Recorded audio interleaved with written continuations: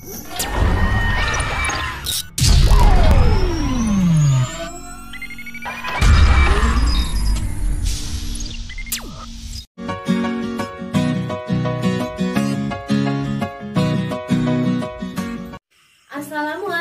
warahmatullahi wabarakatuh. Adik-adik pembelajar, bagaimana kabarnya semua? Semoga selalu dalam keadaan sehat, semangat belajar, dan selalu jadi kebanggaan bagi orang tua kalian dimanapun kalian berada. Selamat berjumpa kembali dengan saya Siti Hasanah yang tiada lain tiada bukan akan mengupas pembahasan materi pembelajaran PPKN kelas 9.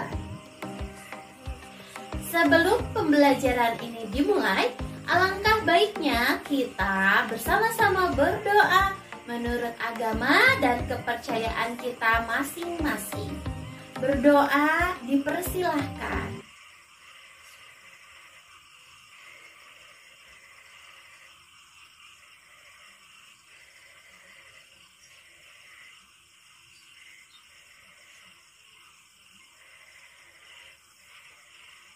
Selesai.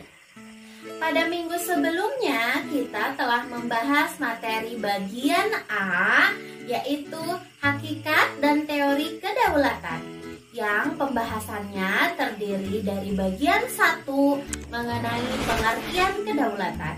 Mari kita ingat kembali apa yang telah kita bahas di minggu kemarin. Kata kedaulatan berasal dari bahasa Arab yaitu daulah, yang artinya kekuasaan tertinggi. Pengertian kedaulatan itu sendiri adalah kekuasaan yang tertinggi untuk membuat undang-undang dan melaksanakannya dengan semua cara yang tersedia. Oleh karena itu, negara Indonesia sebagai penganut kedaulatan rakyat membawa konsekuensi bahwa rakyat adalah pemegang kekuasaan tertinggi dalam kehidupan bermasyarakat, berbangsa, dan bernegara. Dan pembahasan selanjutnya yaitu pembahasan materi bagian 2 mengenai teori-teori kedaulatan, di mana kedaulatan dari setiap negara itu memang berbeda-beda. Namun secara umum terdapat beberapa teori-teori kedaulatan dari beberapa ahli kenegaraan. Adapun teori-teori kedaulatan tersebut diantaranya adalah yang pertama teori kedaulatan Tuhan, kedua teori kedaulatan raja, yang ketiga teori kedaulatan negara, yang keempat teori kedaulatan hukum, dan yang terakhir teori kedaulatan rakyat. Nah, pada pertemuan kali ini kita akan melanjutkan materi pembahasan kepada subbab yang bagian B, yaitu bentuk dan prinsip kedaulatan Negara Kesatuan Republik Indonesia. Kalian bisa mempersiapkan terlebih dahulu alat tulis dan buku paket kalian, buku paket kelas 9 pada halaman 60 sampai 66 ya. Mari kita mulai saja kepada pembahasan materi kali ini. Materi bagian B, bentuk dan prinsip kedaulatan Negara Republik Indonesia. Yang pertama kita akan bahas adalah bentuk negara Indonesia. Negara Indonesia adalah negara yang berdasarkan atas kedaulatan rakyat dan dipertegas juga dengan kedaulatan hukum. Landasan hukum kedaulatan rakyat dijelaskan dalam Undang-Undang Dasar Negara Republik Indonesia tahun 1945, yaitu yang pertama, pada pembukaan Undang-Undang Dasar Negara Republik Indonesia tahun 1945 pada alinea yang keempat, yaitu dengan bunyi, maka disusunlah kemerdekaan kebangsaan Indonesia itu dalam suatu Undang-Undang Dasar Negara Indonesia yang terbentuk dalam suatu susunan Negara Republik Indonesia yang berkedaulatan rakyat. Kemudian pada pasal 1 ayat 2 Undang-Undang Dasar Negara Republik Indonesia tahun 1945 menegaskan bahwa kedaulatan berada di tangan rakyat dan dilaksanakan menurut Undang-Undang Dasar, di mana pembukaan Undang-Undang Dasar dan Pasal 1 Ayat 2 tersebut dijadikan sebagai dasar dan rujukan utama dalam menjalankan kedaulatan rakyat yang mengatur dan membagi pelaksanaan kedaulatan rakyat kepada rakyat sendiri maupun kepada badan atau lembaga negara. Nah, selain menganut teori kedaulatan rakyat, negara Republik Indonesia dipertegas dengan kedaulatan hukum. Dalam Undang-Undang Dasar Negara Republik Indonesia tahun 1945 Pasal 1 Ayat 3 dinyatakan bahwa negara Indonesia adalah negara hukum. Dan dalam Pasal 27 Ayat 1 yang berbunyi segala warga negara bersamaan dengan kedudukannya di dalam hukum dan pemerintahan wajib menjunjung tinggi hukum dan pemerintahan itu dengan tidak ada kecualinya. Jadi dalam pasal 1 ayat 3 dan pasal 27 ayat 1 menegaskan bahwa kekuasaan, tugas, dan wewenang lembaga negara dilaksanakan sesuai dengan peraturan perundang-undangan yang berlaku.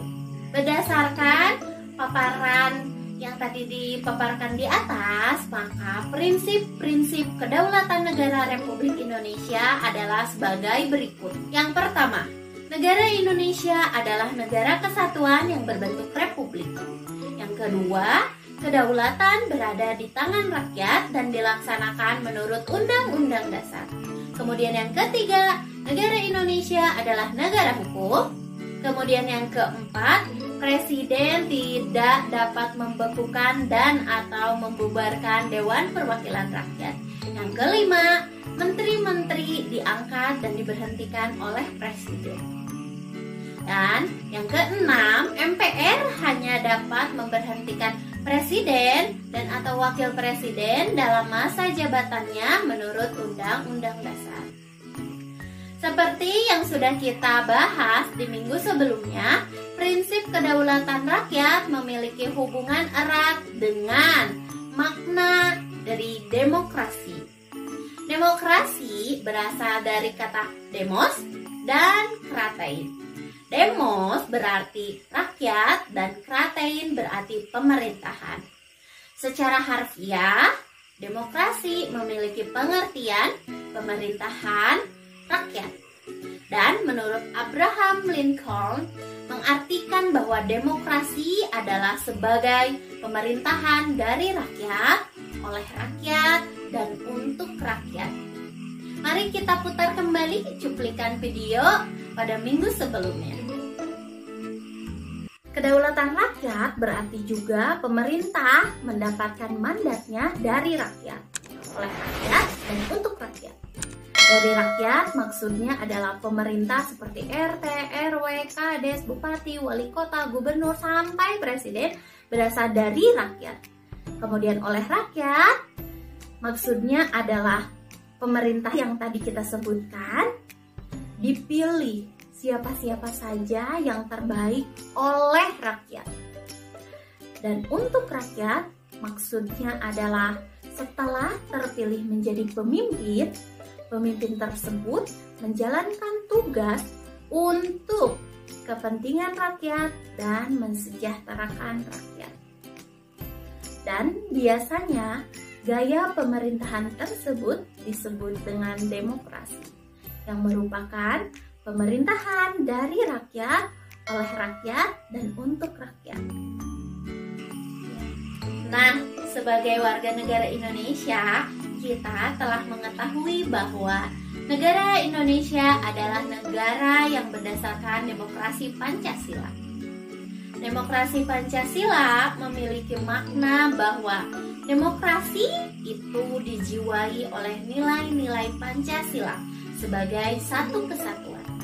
Demokrasi yang dijiwai oleh nilai ketuhanan yang Maha Esa, kemanusiaan yang adil dan beradab, persatuan Indonesia, kerakyatan yang dipimpin oleh hikmah kebijaksanaan dalam permusyawaratan perwakilan, dan keadilan sosial bagi seluruh rakyat Indonesia.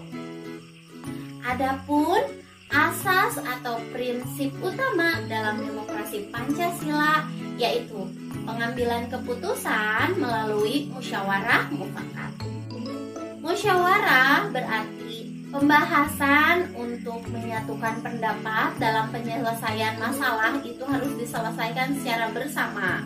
Dan mufakat adalah suatu yang telah disetujui sebagai keputusan berdasarkan kebulatan pendapat.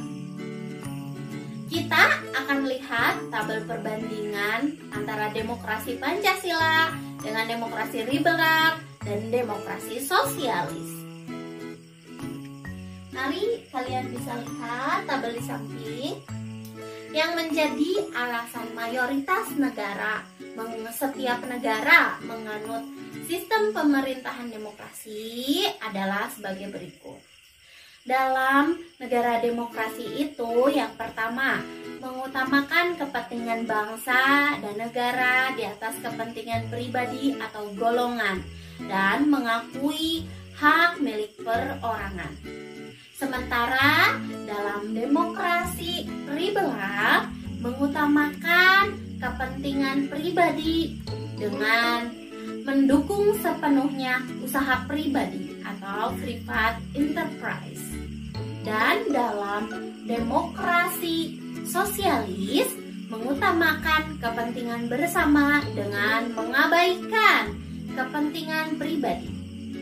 Selanjutnya bagian 2, dalam negara demokrasi keputusan diambil dengan musyawarah mufakat, sementara demokrasi liberal keputusan diambil dengan suara terbanyak atau 50+1. Dan demokrasi sosialis keputusan diambil berdasarkan kehendak mayoritas. Kemudian berlanjut dalam demokrasi Pancasila, yang ketiga, agama merupakan bagian yang tidak terpisahkan dari kehidupan bernegara. Sementara dalam demokrasi liberal memisahkan urusan agama dengan kehidupan negara atau sekuler. Dan demokrasi sosialis itu tidak mengenal agama karena tidak mengakui adanya Tuhan yang Maha Esa. Selanjutnya, yang terakhir, dalam demokrasi Pancasila tidak dikenalkannya diktator mayoritas dan tirani minoritas.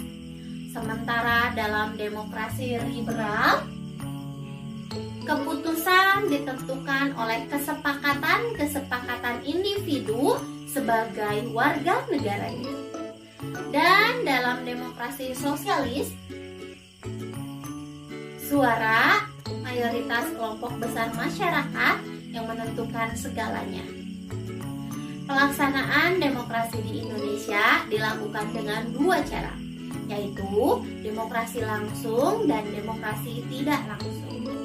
Contoh pelaksanaan demokrasi langsung adalah pelaksanaan pemilihan presiden dan wakil presiden, pemilihan kepala daerah dan wakil kepala daerah, serta pemilihan kepala desa. Dengan demikian, wakil rakyat dalam pemerintahan negara Indonesia ditentukan secara langsung oleh rakyat yang telah memenuhi persyaratan, bukan oleh lembaga perwakilan rakyat. Selanjutnya, contoh pelaksanaan demokrasi tidak langsung adalah adanya lembaga perwakilan rakyat yang bertugas untuk menyampaikan aspirasi dan amanat rakyat dalam pemerintahan. Wakil-wakil rakyat yang akan duduk di DPR, DPD, dan DPRD dipilih oleh rakyat secara langsung melalui pemilihan umum. Pemilihan umum merupakan perwujudan dari kedaulatan rakyat dan demokrasi. Selain itu, peranan rakyat dalam mewujudkan kedaulatannya tidak hanya melaksanakan pemilu, akan tetapi dapat dilakukan dengan cara berperan aktif, memberikan masukan, usulan, dan kritikan objek kepada pemerintahan serta mengawasi jalannya roda pemerintahan. Penyampaian suara itu dapat melalui lembaga perwakilan rakyat, melalui media massa, ataupun dengan cara berunjuk rasa sesuai dengan aturan perundang-undangan. Pemilihan umum sebagai sarana perwujudan kedaulatan rakyat dan demokrasi dilaksanakan berdasarkan asas langsung, umum, bebas, rahasia, jujur, dan adil. Biasanya disebut dengan luberjurdil. Hal tersebut sesuai dengan Undang-Undang Nomor 7 Tahun 2017 tentang Pemilihan Umum atau Pemilu yang menyatakan bahwa pemilihan umum anggota DPR, DPD, dan DPRD diselenggarakan secara demokratis dengan asas-asas sebagai berikut. Yang pertama, langsung. Asas langsung itu mengandung arti bahwa rakyat sebagai pemilih memiliki hak untuk memberikan suaranya secara langsung sesuai dengan kehendak hati nuraninya tanpa perantara. Kemudian yang bagian B, umum. Asas umum mengandung arti bahwa semua warga negara yang telah memenuhi syarat sesuai dengan peraturan perundang-undangan berhak mengikuti pemilu. Hak itu diberikan tanpa melihat jenis kelamin, suku, agama, ras, pekerjaan, dan lain sebagainya. Kemudian yang bagian C, bebas. Asas bebas memiliki makna bahwa semua warga negara yang telah memiliki hak dalam pemilu memiliki kebebasan untuk menentukan pilihannya tanpa tekanan dan paksaan dari siapapun. Kemudian yang bagian selanjutnya, rahasia. Asas rahasia memberikan jaminan bahwa para pemilih yang melaksanakan haknya dijamin pilihannya tidak akan diketahui oleh siapapun dengan jalan apapun. Nah, demikianlah pemaparan materi pembahasan PPKN pada kali ini. Insya Allah minggu depan kita akan membahas materi subbab bagian C, yaitu melaksanakan prinsip-prinsip kedaulatan sesuai dengan Undang-Undang Dasar Negara Republik Indonesia tahun 1945. Nah, untuk mengukur kemampuan adik-adik dalam memahami materi kali ini, silakan jawab pertanyaan di samping. Demikianlah pemaparan materi pertemuan kali ini. Saya ucapkan terima kasih telah menonton video saya ini sampai selesai. Akhir kata saya ucapkan wassalamualaikum warahmatullahi wabarakatuh.